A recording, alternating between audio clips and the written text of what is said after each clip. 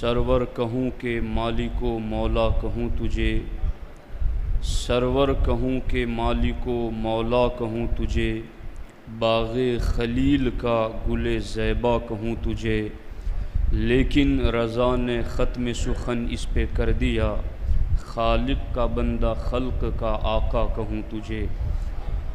دوستان محترم، میلاد النبی صلی اللہ تعالی علیہ وسلم کی جلوہ گری کے حوالے سے آمد مصطفیٰ صلی اللہ تعالی علیہ وسلم کی خوشی کے موقع پر عاشقان رسول آج اس محفل میں حاضر ہیں۔ اللہ رب العزت میری آپ کی حاضری اپنی بارگاہ میں قبول فرمائیں۔ آج کی میری گفتگو کا موضوع ہے پردہ پوشی اور سیرت مصطفیٰ۔ سرکار دو عالم صلی اللہ تعالی علیہ وسلم کی پاکیزہ سیرت کے حوالے سے اور آپ کے فرامین کے حوالے سے آج کی محفل میں ہم یہ سمجھنے کی کوشش کریں گے کہ پردہ پوشی، عیب پوشی، عیبوں پر پردہ ڈالنا اسلام میں کتنا اہم ہے اور اس پر کس قدر اجر و ثواب ہیں۔ آپ دیکھیں، ایک مسلمان خوشحال زندگی کیسے گزار سکتا ہے؟ ایک مسلمان اطمینان بخش، وقار کے ساتھ، سکون کے ساتھ زندگی کیسے گزار سکتا ہے؟ یہ اللہ کا بہت بڑا کرم ہے اپنے بندوں پر کہ اللہ نے ان کے لیے حضور کی سیرت کو مکمل نمونہ عمل بنا دیا۔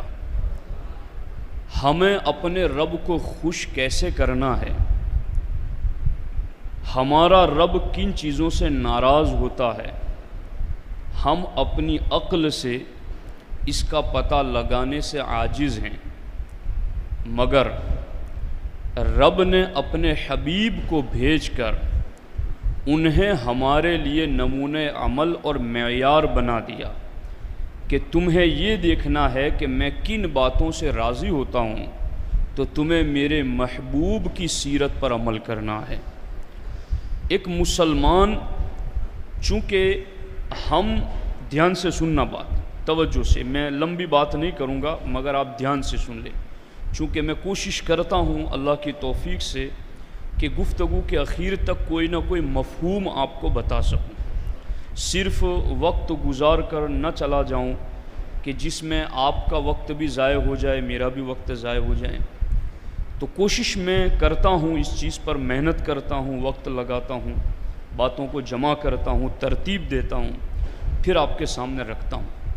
تو پھر اس کا تقاضا ہے کہ آپ بھی اس کو اتنی ہی دھیان سے سنیں، چونکہ گفتگو ایک انسانی مسلم معاشرے کو خوشحال پرسکون بنانے کے لیے بہت ضروری ہے۔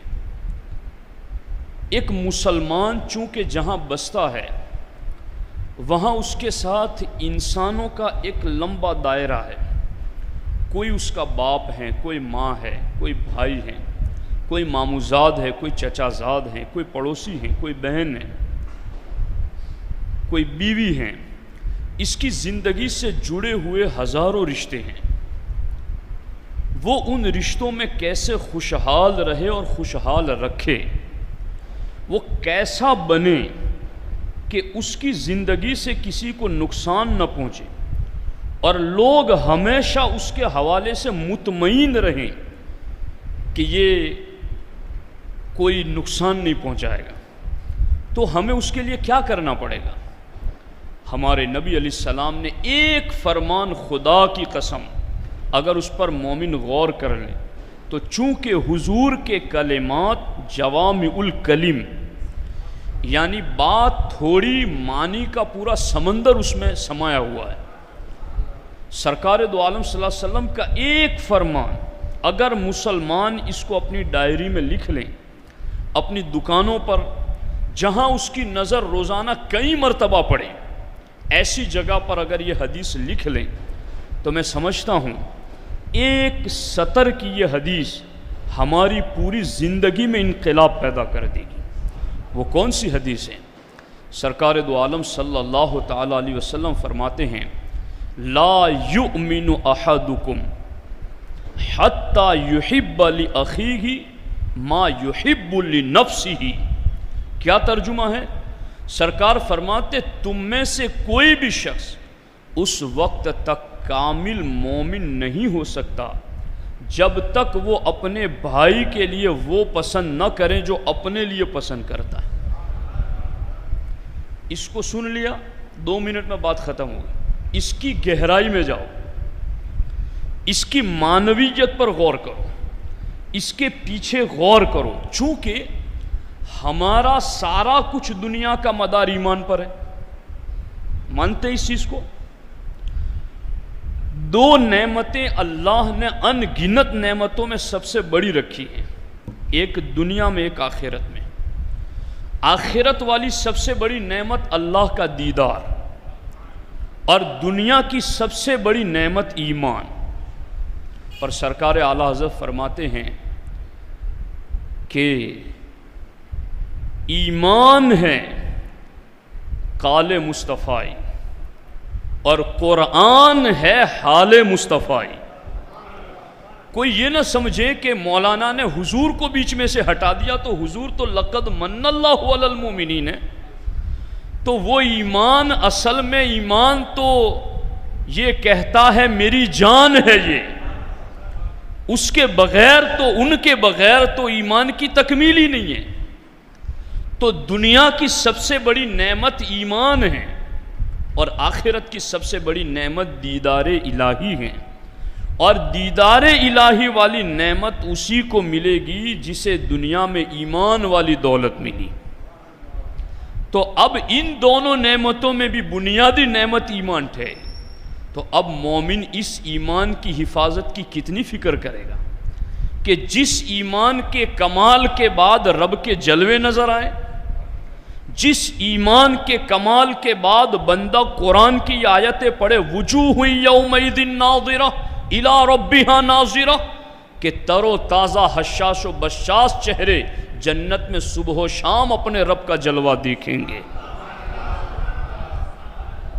تو وہ ساری کچھ لذتیں، وہ سارا کچھ فیض وہ ایمان پر ہے، اور سرکار نے فرمایا تمہارا ایمان ہی کامل نہیں ہوگا جب تک تم اپنے لیے جو پسند کرتے ہو وہ اپنے مومن بھائی کے لیے پسند نہ کرو۔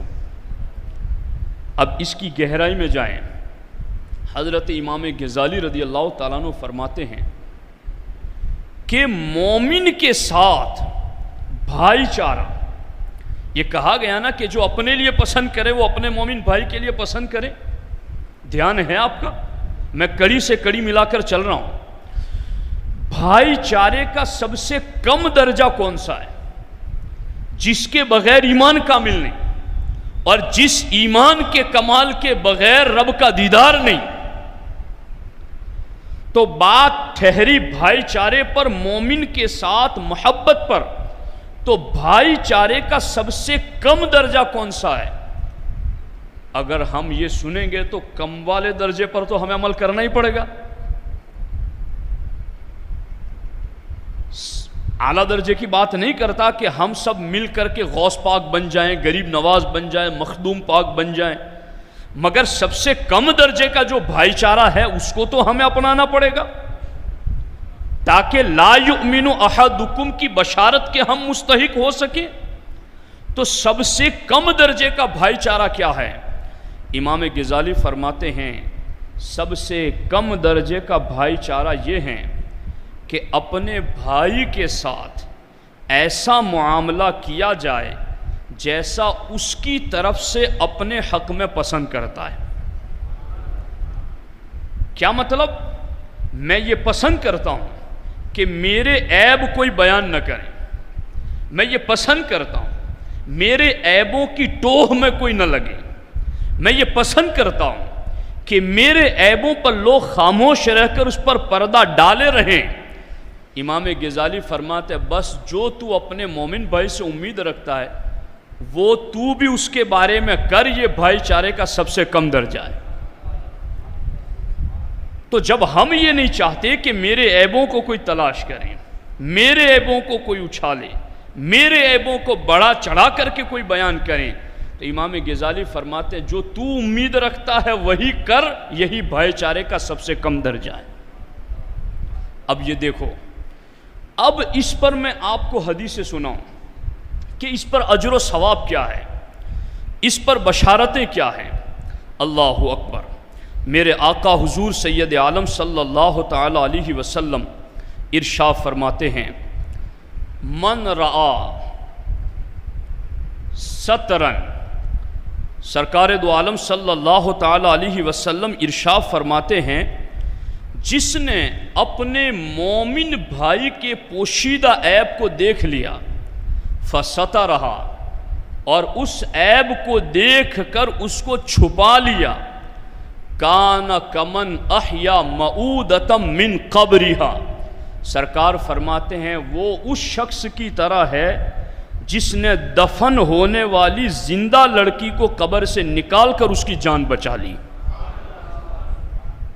کان کمن احیا معودۃ من قبرہا، ایک زندہ بچی جس کو کوئی قبر میں گاڑ کر چلا گیا، اب یہ دوڑا دوڑا گیا، اس نے اس کو قبر سے نکالا اور نکال کر کے اس کی جان بچا لی۔ سرکار دو عالم صلی اللہ علیہ وسلم فرماتے ہیں، من رعا عورۃ فسترہا، جس نے کسی مسلمان کے پوشیدہ عیب کو دیکھ لیا اور چھپا لیا، اس بچی کی جان بچانے پر جو اجر و ثواب ہے، اللہ اسے بھی وہی اجر و ثواب عطا فرمائے گا۔ غور کیجیے، میرے آقا علیہ السلام نے اسی لیے ایک مقام پر فرمایا، من ستر مسلمن سترہ اللہ یوم القیامہ، کہ جو کسی مسلمان کے عیبوں پر دنیا میں پردہ ڈالے گا، اللہ قیامت کے دن اس کے عیبوں پر پردہ ڈال دے گا۔ کتنا ضروری ہے، تبھی تو آپ بوجھ سے خالی ہوگے، تبھی تو آپ ذہنی دباؤ سے خالی ہوگے، اور تبھی تو آپ لڑائی جھگڑے اور فساد سے اپنے آپ کو بچا سکو گے۔ اور میں قربان جاؤں اس مرحلے پر اپنے امام اعظم ابو حنیفہ رضی اللہ تعالی عنہ کی سیرت کے اس عظیم باب پر علامہ امام عبد الوہاب شاعرانی رضی اللہ تعالیٰ عنہ میزان الشریعت الکبریٰ میں اس روایت کو ذکر کرتے ہیں کہ امام اعظم ابو حنیفہ رضی اللہ تعالیٰ عنہ جامع مسجد میں آئے، ایک بندے کو آپ نے وضو کرتے ہوئے دیکھا، تو چونکہ آپ جانتے ہیں کہ ہمارے نبی نے فرمایا ہے کہ تم وضو کرنے کے لیے جب ہاتھ دھلتے ہو تو ہاتھوں کے گناہ جڑ جاتے، حتیٰ کہ گھائیوں کے درمیان سے اور ناخنوں کے نیچے سے بھی گناہ سرک سرک کر کے نکل جاتے۔ تو منہ دھلتے ہو تو چہرے کے یہاں تک کہ پلکوں کے نیچے سے بھی گناہ جڑ جاتے۔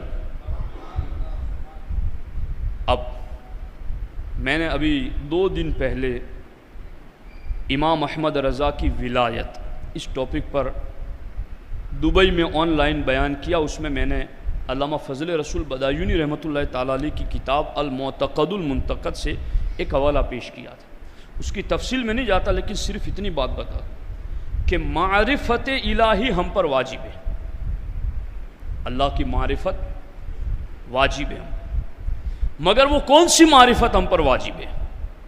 معرفت کی 4 قسمیں ہیں، معرفت حقیقیہ، معرفت عیانیہ اور معرفت کشفیہ اور معرفت برہانیہ۔ پہلی دونوں قسمیں کے ہم مکلف اور ذمہ دار نہیں ہیں۔ معرفت عیانیہ کا مطلب ہے کہ معرفت حقیقیہ کا مطلب ہے اللہ تبارک و تعالیٰ کا خود کو جاننا۔ تو جیسا اللہ خود کو جانتا ہے ویسا ہم نہیں جان سکتے۔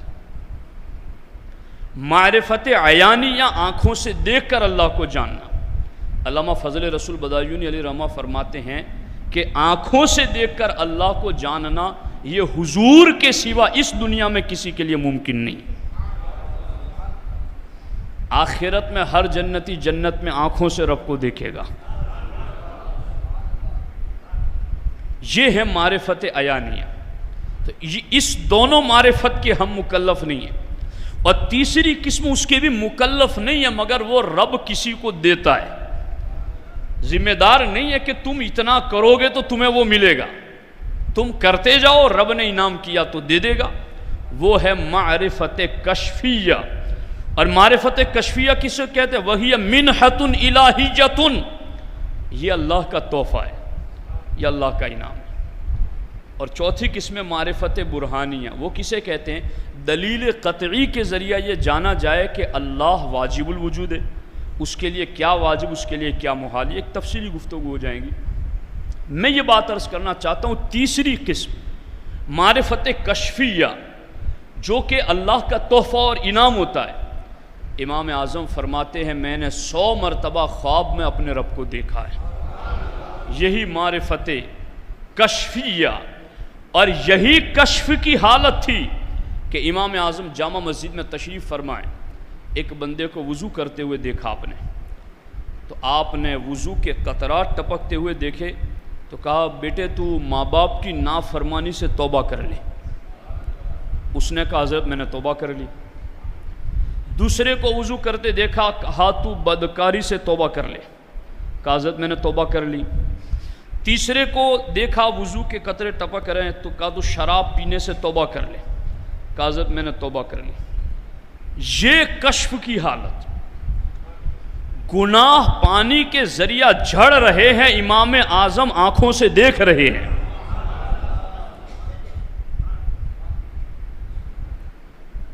اس بندے میں کیا عیب ہے، کیا گناہ کر کے آیا ہے؟ جب آپ کی نظروں سے سارے پردے ہٹ گئے تو آپ نے اللہ کی بارگاہ میں دعا کی، یا اللہ تو مجھ سے یہ کشف کی حالت اٹھا لے۔ دھیان ہے آپ کا؟ میں آپ کو کچھ کہہ رہا ہوں جی، آپ باتوں کی قدر نہیں کرتے، مجھے بہت ناراضگی ہوتی ہے اس پر کہ جب کوئی دھیان سے بات پوری سنتا نہیں۔ ہو سکتا ہے چند گنے چنوں کے سوا کسی کو تقریر کے بعد پوچھا جائے بھئی کیا کہا گیا تو اس کو پتہ نہ ہو،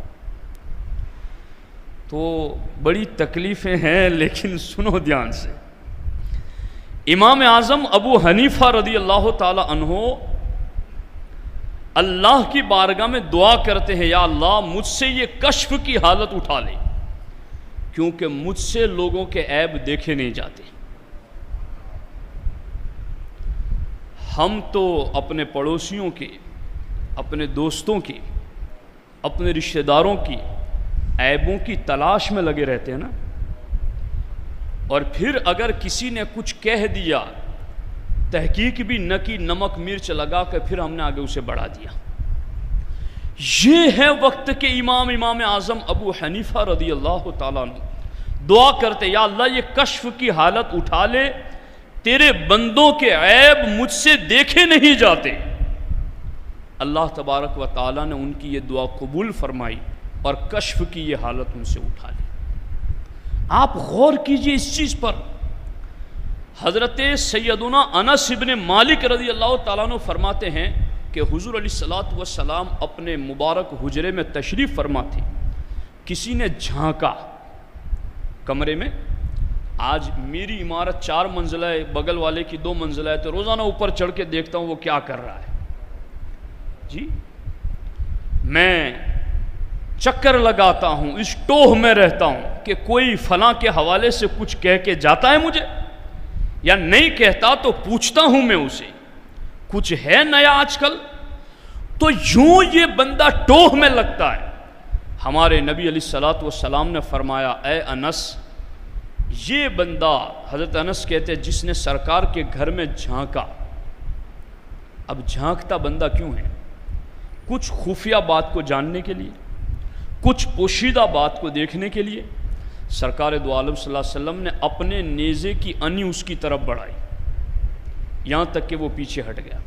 اور حضرت سہل بن سعد الساعدی رضی اللہ تعالیٰ عنہ فرماتے ہیں کہ ایک شخص نے حضور علیہ الصلوۃ والسلام کے دروازے سے اندر جھانکا، سرکار کی توجہ دوسری طرف تھی، لوہے کی کنگھی سے سرکار سر کھجال رہے تھے. اچانک سرکار کی توجہ اس طرف گئی تو سرکار نے ارشاد فرمایا اگر میری توجہ اس طرف ہوتی تو میں اپنی کنگھی سے اس کی آنکھیں پھوڑ دیتا. سرکار نے فرمایا گھر میں جانے کی اجازت لینے کا اسی لیے تو حکم ہے کہ تم گھر کی خفیہ باتوں سے خبردار نہ ہو جاؤ. اور سرکار مولا کائنات رضی اللہ تعالیٰ عنہ ارشاد فرماتے ہیں کہ میں حضور کے گھر میں رات دن میں 2 مرتبہ جاتا تھا. ایک روایت کے مطابق حضرت مولا علی فرماتے ہیں جب میں سویا ہوتا اور حضور وہاں سے گزرتے تو حضور کھنگارتے ہوئے جاتے اور حضور علیہ الصلوۃ والسلام آرام فرما ہوتے. میں گزرتا تو بھی حضور کھنگار کر اپنی بیداری کا مجھ کو ثبوت دیتے تھے کہ میں جاگ رہا ہوں. حالانکہ وہ تو بیدار ہی بیدار ہے. وہاں تو شان یہ ہے عینا یا تنامانی ولا ینام قلبی, میری آنکھیں تو سوتی ہیں مگر میرا دل ہر وقت جاگتا ہے. وہاں تو غفلت کی تو بات نہیں, مگر یہ طریقے دیے نہ جاتے تو امت کو سیرت کا نمونہ کیسے ملتا. کئی لوگ یوں کہتے ہیں جیسے کوئی معاملہ پیش آیا کہ 2 آدمیوں کا مقدمہ آیا. ایک نے کہا حضور اس نے چوری کی. حضور نے فرمایا گواہ لا. اب وہ گواہ لینے کے لیے گیا. اب وہ بھی یہاں اٹکا ہوا ہے کہ دیکھو حضور کو غیب کا علم ہوتا تو گواہ کیوں مانگتے. ارے خدا کے بندے گواہ نہ بلاتے تو تجھے طریقہ بعد کے لیے کیسے ملتا. سارے فیصلے وہی غیب سے کر دیتے تو غیب نہیں جانتا. بعد والوں کو تو غیب کا پتہ نہیں ہے, انہیں تو سب کچھ پتا تھا کہ بعد والوں کو پتا نہیں ہے, یہ بھی انہیں پتا تھا. اس لیے سیرت کا نمونہ ایسا دیا. اب حضور سارے فیصلے غیب سے کرتے تو سیرت کیا بنتی کہ تم بھی غیب سے فیصلے کرو. جو نبی کے لیے نہیں مان رہا ہے اسے کب حاصل ہوتا. سمجھ آ رہی ہے کہ نہیں آ رہی. تو حضرت مولا علی فرماتے حضور علیہ الصلوۃ والسلام یوں کھنکارتے, آواز نکالتے تاکہ بندہ گھر میں کسی پوزیشن میں ہو تو ٹھیک ہو جائے, اور وہ کسی ایسی حالت میں ہو جو بتانا نہیں چاہتا تو وہ اس حالت کو ٹھیک کر لے. تو ساتھیوں غور کیجئے اس چیز پر کہ ایک زندہ بچی کو زندہ دفن کر دیا جائے اور کوئی قبر کھود کر اس کو زندہ نکال کر اس کی جان بچا لے تو کتنا بڑا ثواب. سرکار فرماتے کوئی کسی مسلمان کا عیب دیکھ کر اس پر پردہ ڈال دے اس کو یہی اجر و ثواب ملے گا. اب میں بھی گنہگار شخص ہوں, میرے عیبوں کو میں جانتا ہوں. ہر شخص اپنے آپ کو جانتا ہے. میں خود یہ چاہتا ہوں کہ میرے عیب آپ کو پتہ نہ چلے. آپ جانتے ہیں کہ میرے عیب میرے ساتھی کو پتہ نہ چلے. تو اب سرکار نے فرمایا تم یہاں چھپاؤ, اللہ حشر میں تمہیں چھپا لے گا. کتنا سستا اور آسان سودا ہے. کوئی کسی کو بلیک میلنگ کرنا چاہتا ہے تو آج ایک عیب کا پتہ چل جائے تو وہ کیا کچھ نہیں مانگتا ہے, اتنے دو, یہ کرو ورنہ لیک کر دوں گا بات, یہ کر دوں گا, وہ کر دوں گا. اللہ نے کتنا آسان اصول رکھا ہے, تم یہاں چھپاؤ میں حشر میں تمہارے عیبوں کو چھپاؤں گا. غور کرو اس پر. اور حشر میں اپنے عیبوں کی پردہ پوشی کی نیت سے آج چھپاؤ گے تو تمہیں اللہ خوشحال زندگی نصیب کرے گا, تمہیں اطمینان ملے گا, تمہیں سکون ملے گا. تمہیں دنیا میں سکون دینا مقصد ہے کہ تم پرسکون زندگی کیسے گزارو.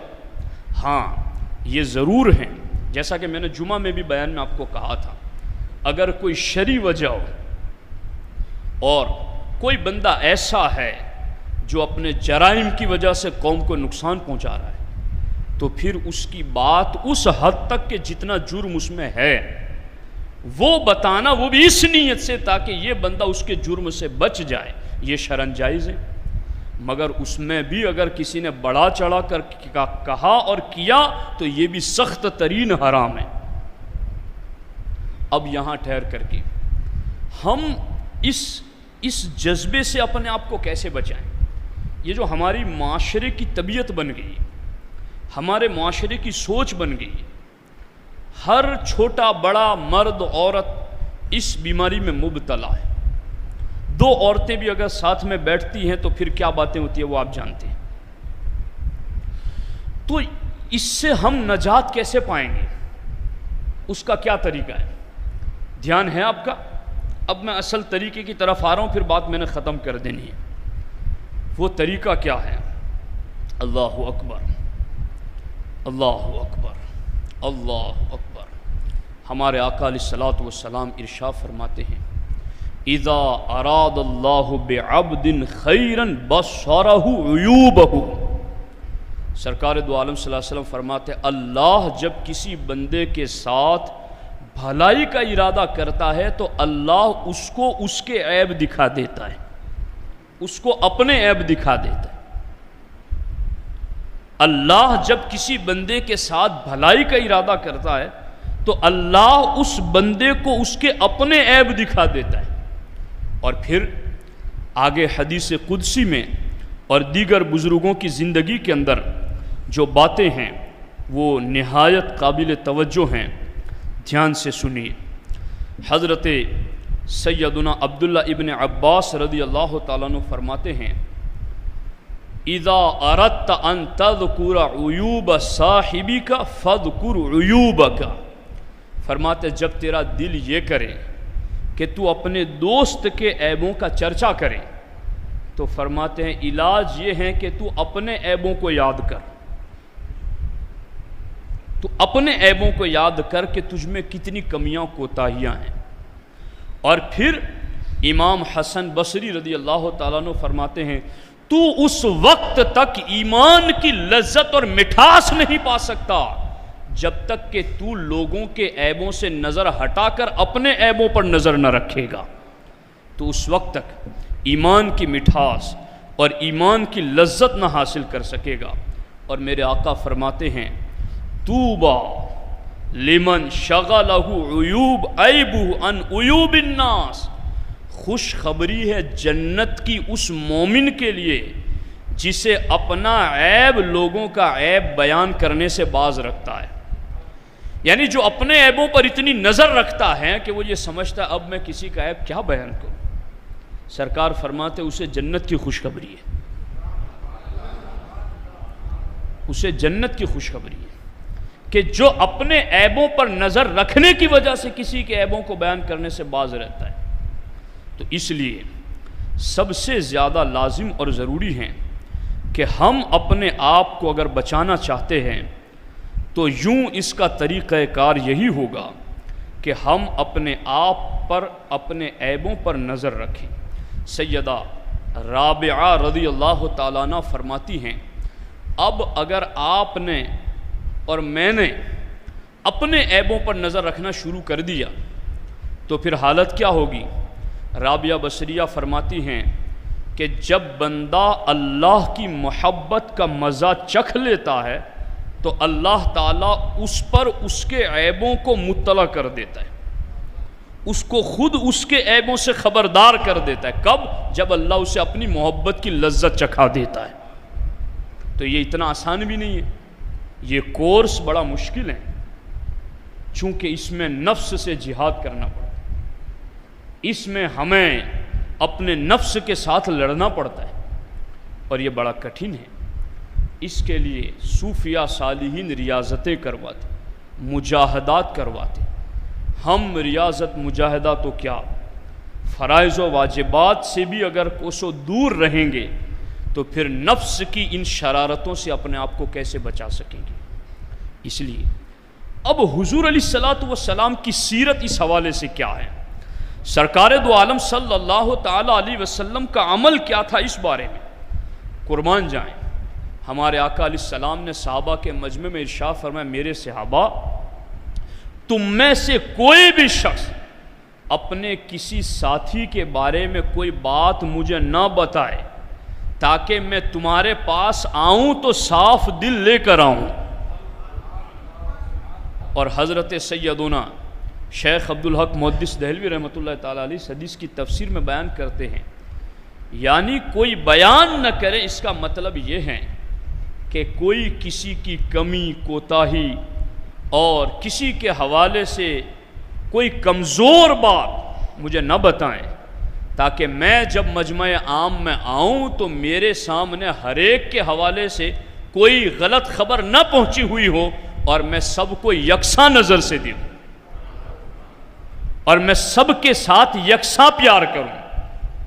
یہ ہے نبیوں کے امام مصطفیٰ کریم صلی اللہ تعالی علیہ وسلم کا عمل پاک، اور جب ہم اس پر عمل کریں گے تو کیا ہوگا؟ اللہ اکبر۔ حدیث پاک میں سیدنا مجاہد رضی اللہ تعالیٰ عنہ فرماتے ہیں کہ جب کوئی شخص اپنے مسلمان بھائی کا ذکر بھلائی کے ساتھ کرتا ہے تو فرشتے دعا کرتے ہیں اس کے لیے۔ کیا دعا کرتے ہیں؟ کہ تیرا بھی ذکر اللہ کے کرم سے بھلائی سے ہی ہوتا رہے۔ تو نے اپنے مومن بھائی کا ذکر بھلائی کے ساتھ کیا، اللہ تیرا ذکر بھی بھلائی کے ساتھ جاری رکھے۔ تو یہ چیز ہے ساتھیوں، اس لیے سرکار دو عالم صلی اللہ تعالی علیہ وسلم کی سیرت پاک سے ہمیں یہ نصیحت ملتی ہے کہ ہم مومن اور مومنہ کے عیبوں سے اپنے آپ کو بچائیں۔ ایک بندہ جو حضور علیہ الصلوۃ والسلام کے گھر میں جھانک کر آئے، وہ رحمت للعالمین ہے، جو چوزوں کا اور پرندوں کا تڑپنا بھی برداشت نہ کرے، وہ فرماتے ہیں میں چاہتا ہوں کہ تیری آنکھیں پھوڑ دوں، تو نے جھانکا کیوں؟ حالانکہ حضور کے گھر میں معاذ اللہ کوئی عیب ہو ہی نہیں سکتا، تیرے تو وصف عیب تناہی سے ہے بری، حیران ہوں میرے شاہ میں کیا کیا کہوں تجھے۔ وہاں تو کوئی ایسی بات ہی نہیں ہے، کوئی چل کر کل ایسا نہ کہے کہ حضور نے ایسا اس لیے کہا کہ معاذ اللہ کوئی ایسی بات تھی، نہیں، یہ تھا اس لیے تاکہ امت کو سکھایا جائے۔ اب یہ جھانکنا عیب تلاش کرنے ہی کے لیے تو ہے۔ سرکار کتنے غضبناک اور کتنے ناراض ہوئے، میں چاہتا ہوں کہ اس لوہے کی کنگھی سے تیری آنکھیں پھوڑ دوں۔ اور اس لیے ہمارے آقا کا طریقہ کیا تھا؟ سرکار جب کسی کے گھر جاتے، توجہ ہے نا آپ کی، تو سرکار دو عالم صلی اللہ علیہ وسلم دروازے کے بیچوں بیچ نہیں کھڑے رہتے، دائیں طرف یا بائیں طرف کھڑے رہ کر سرکار 3 مرتبہ سلام کرتے، چونکہ اس زمانے میں کئی لوگوں کے گھروں کے آگے پردے نہیں ہوتے تھے، تو سرکار دائیں جانب ہٹ کر سلام کرتے یا بائیں جانب ہٹ کر سلام کرتے، تاکہ سیدھے کھڑے ہو اور پردہ نہ ہو تو گھر کے عیبوں پر نظر جائے گی۔ سرکار دو عالم صلی اللہ علیہ وسلم فرماتے ہیں تمہیں سلام کا حکم اسی لیے دیا گیا ہے تاکہ تم سلام کرو اور گھر میں موجود شخص اپنی کسی ناگفتہ بے حالت میں ہو، نہ بتانے والی حالت میں ہو، تو تمہارے سلام کرنے سے وہ جاگ جائے اور اپنی حالت درست کر لے، اپنی حالت درست کر لے۔ حضرت سیدنا عیسیٰ علیہ السلام نے اپنے حواریوں کے مجمع میں پوچھا کہ بتاؤ میرے ساتھیوں، اگر تم میں سے کوئی شخص سویا ہوا اور ہوا اس کے جسم سے کپڑا ہٹا دے اور تم دیکھو کہ اس کا سطر کھل گیا ہے تو تم کیا کرو گے؟ انہوں نے کہا حضور ہم ڈھانک دیں گے۔ کہا نہیں، تم اسے اور زیادہ برہنہ کر دو گے، اور زیادہ ننگا کر دو گے۔ کہا حضور یہ کیسے ہو سکتا ہے؟ کہا کیا قوم میں ایسا نہیں ہوتا کہ جب تمہارے پاس تمہارے کسی بھائی کا کوئی عیب پہنچتا ہے تو تم اسے آگے پیچھے کر کے بڑھا چڑھا کر لوگوں کے سامنے بیان کرتے ہو؟ کیا ایسا نہیں ہوتا ہے؟ کہا حضور ہاں ایسا تو ہوتا ہے۔ کہا یہ اس کے جسم سے کپڑا ہٹانے سے بھی بڑا گناہ ہے۔ یہ غور کیجیے اس چیز پر ساتھیوں، توجہ دینے کی ضرورت ہے۔ حدیث قدسی ہیں، فرمان رب کا ہے، زبان مصطفیٰ کی ہیں۔ اللہ فرماتا ہے عجیبت لمن یشتغل بعیوب الناس وهو غافل عن عیوب نفسہ۔ اللہ فرماتا ہے حیرت ہے اس شخص پر جو لوگوں کے عیب تلاش کرنے میں تو مصروف رہتا ہے لیکن اپنے عیوب سے غافل رہتا ہے۔ افسوس ہے ایسے شخص پر۔ تو ساتھیوں، آج کا دن چاند نظر تو نہیں آیا، خبر ابھی تک شہادت نہیں پہنچی ہے، لیکن ضرورت اس چیز کی ہے کہ میلاد النبی کے 12 دن کمالات تو ضرور بیان ہیں، نعتیں ضرور پڑھی جائے، مگر کاش کہ سنی ان 12 دنوں میں سیرت کے 12 ایسے عنوان چنیں جن عنوان پر قوم کو اصلاح کی ضرورت ہے، اور سرکار دو عالم صلی اللہ علیہ وسلم کی سیرت کے ایسے ابواب تلاش کرے، ڈھونڈے، مطالعہ کرے، محنت کرے اور لا کر اپنی قوم کے سامنے بیان کرے۔ میں یہ سمجھتا ہوں یہ امت گئی گزری نہیں ہے، یہ تو خدا کی قسم میں اپنے ساتھیوں کو بارہا کہتا ہوں کہ قوم کو زیادہ ڈانٹو مت، انہیں جھڑکو نہیں۔ تم قرآن پڑھو، سورۃ الانبیاء پڑھو، سورۃ القصص پڑھو، 19واں پارہ پڑھو، 8واں پارہ آدھے کے بعد پڑھو، 18واں پارہ پڑھو، سورہ صافات پڑھو، تمہیں پتہ چلے گا اللہ کے نبی قوم کو پیغام پہنچاتے تھے اور قوم تالیاں بجاتی تھی، مذاق اڑاتی تھی۔ یہ تو خاتم النبیین کی ختم نبوت کا فیض ہے کہ ہم گنہگاروں کے سامنے بھی لوگ بادب بیٹھ کر اپنے نبی کا فرمان سنتے تو ہے۔ ہمارا کوئی کمال نہیں ہے، یہ فیض ہے ختم نبوت کا۔ چونکہ ان کے بعد کوئی نبی آنے والا نہیں تھا، اس لیے اللہ نے اس امت کو شان بھی ایسی عطا کی کہ اگلی امتیں نبیوں کے سامنے شرک کی بات کرتی تھی کہ ہمارے لیے ایسے بت بنا دو جن کے ہم سجدے کریں، مگر یہ امت ختم نبوت کے فیض کی وجہ سے 1450 سال گزر گئے، بن دیکھے اسی رب کو سجدہ کرتے ہیں جس رب کا پتہ محمد عربی نے دیا۔ یہ فیض ہے ختم نبوت کا، یہ فیض ہے تاجدار ختم نبوت کا۔ اس لیے ساتھیوں، ہم پر لازم ہے ہم اپنے عیبوں پر نظر رکھیں۔ ہماری بھی پہلے ایسی باتوں کی طرف توجہ نہیں جاتی تھی، مگر حضور امیر سنی دعوت اسلامی نے ہماری توجہ دلائی ان چیزوں کی طرف۔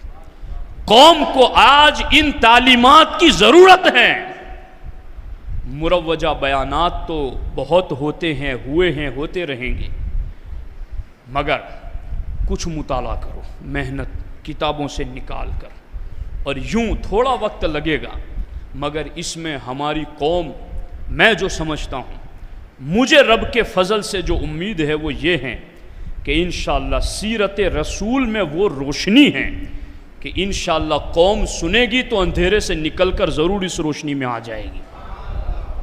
اب آپ غور کرو، حاصل کلام گفتگو کا حاصل عیب پوشی، پردہ ڈالنا، یہ اللہ کا بھی حکم ہے، اللہ کے رسول علیہ السلام کا بھی حکم ہے۔ اور عیبوں پر پردہ ڈالنے کی وجہ سے اجر و ثواب کتنا زیادہ، اللہ عیبوں کو یہاں بھی ہمارے چھپائے گا اور حشر میں بھی چھپائے گا۔ اور اس بات سے، اس سوچ سے ہم کیسے نکلیں گے؟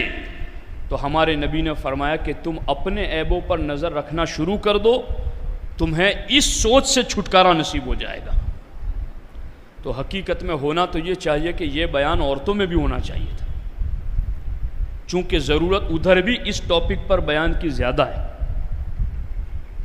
تو اس لیے ساتھیوں، ان چیزوں پر نظر رکھیں اور اس پر عمل کرنے اور اسے عام کرنے کی کوشش کریں۔ درود شریف پڑھ لیں ایک مرتبہ۔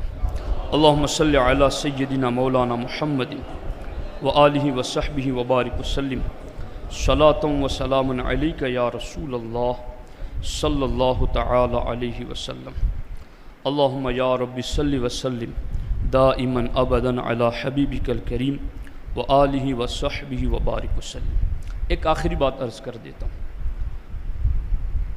حضرت سیدنا امیر المؤمنین عمر ابن خطاب رضی اللہ تعالی عنہ، وہ اللہ کی بارگاہ میں دعا کرتے تھے، یا اللہ تو اس شخص پر رحم فرما جو اپنے بھائی کو عیب پر خبر دے اور وہ بدلے میں اسے تحفہ دے۔ یا اللہ تو اس شخص پر رحم فرما جو اپنے مومن بھائی کو اس کے عیبوں سے خبردار کرے اور پھر وہ اس خبرداری کے بدلے میں برا نہ مانے، بلکہ بدلے میں اسے تحفہ دے کہ تو نے اچھا ہوا کہ اس ہلاک کرنے والے عیب سے مجھے خبردار کر دیا، میں تجھے اس کے بدلے میں تحفہ دیتا ہوں۔ حضرت عمر کہتے ہیں یا اللہ اس شخص پر رحم فرما۔ اب حضرت عمر نے، یہ تو عام دعا کی، اب اپنے لیے خاص دعا حضرت عمر نے کیا کی؟ حضرت عمر فرماتے ہیں یا اللہ تو اس شخص پر بھی رحم فرما جو مجھے میرے عیب بتائیں۔ اللہ اکبر، اللہ اکبر۔ عمر و سراج و اہل الجنہ، عمر تو جنتیوں کا آفتاب ہے جی، کوڑا مارے تو زمین کا زلزلہ بند ہو جائے۔ اور امام سمودی فرماتے 600 سال ہو گئے ابھی تک زلزلہ نہیں آیا، عمر کے اسی کوڑے کی برکت ہے جی۔ زمین کو کہہ دے کہ بڑھیا کا تیل نکال تو زمین فوراً تیل کو اگل دے، دریا کو حکم دے پانی جاری کر تو فوراً پانی جاری کر دے، ہوا کو حکم دے کہ نہاون میں پیغام پہنچا ہوا پیغام پہنچا دے۔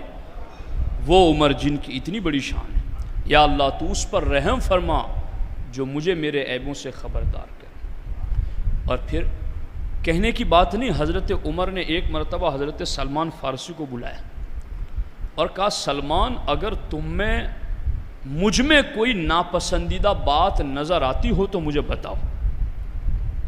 تو حضرت سلمان فارسی رضی اللہ تعالیٰ عنہ نے معذرت کی، حضرت عمر نے بار بار اصرار کیا، تو حضرت سلمان فارسی رضی اللہ تعالیٰ عنہ نے کہا حضور دو باتیں ہیں، ایک بات تو یہ ہے کہ آپ کے دسترخوان پر 2 کھانے ہوتے ہیں، اور دوسری بات یہ کہ آپ کے پاس کپڑے کے 2 جوڑے ہیں، رات کو الگ پہنتے دن کو الگ پہنتے، تو یہ چیز ہیں جو مجھے تم میں نظر آ رہی ہیں، جو مجھے ناپسند ہے۔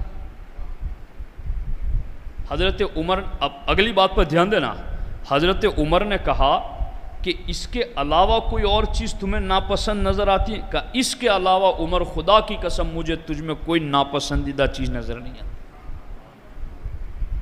تو حضرت عمر نے فرمایا کہ ان دونوں باتوں کے متعلق آپ تسلی رکھیے، بس یہ حضرت عمر نے جواب دیا۔ یعنی اب لیول دیکھیے ان کا، حضرت سلمان فارسی کا لیول دیکھیے، کس لیول پر پہنچ کر کس بندے سے بات کر رہے ہیں۔ تو غور کیجئے، یہ پوچھا کرتے تھے بزرگان دین تنہائی میں، اور اصلاح کا طریقہ بھی یہ ہے کہ اسے آپ کھلے عام سب کے مجمع میں کسی کی اصلاح کرنا چاہیں تو ایسا نہ کریں، بلکہ اسے تنہائی میں لے جائیں۔ جیسا کہ میں نے شاید پہلے بھی کہا تھا، امام حسن اور امام حسین والی روایت بتائی تھی میں نے پہلے، تو اب اس کو دھیان میں رکھیے کہ وہ کس طرح سے انہوں نے اصلاح کی تھی۔